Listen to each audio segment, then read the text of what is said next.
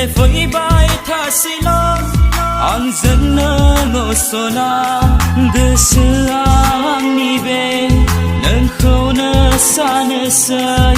dễ la bờ nâng khâu là na nơi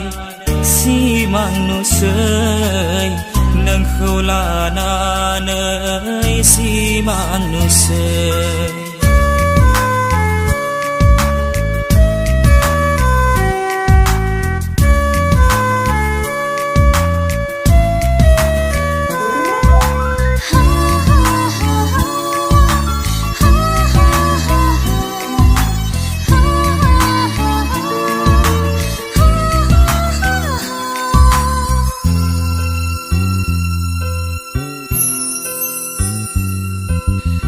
sẽ không hôm tha nữa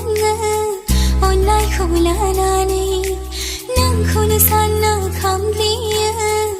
bi khayani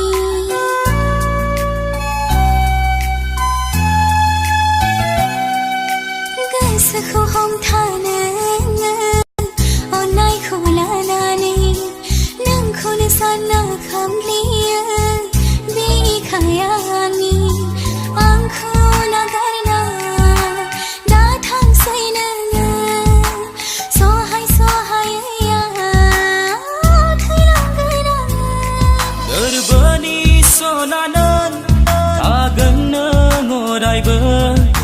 giờ nơ màu bờ nơ bây giờ nơ màu bờ nơ sai khô na nay là bài nâng khâu nơ gì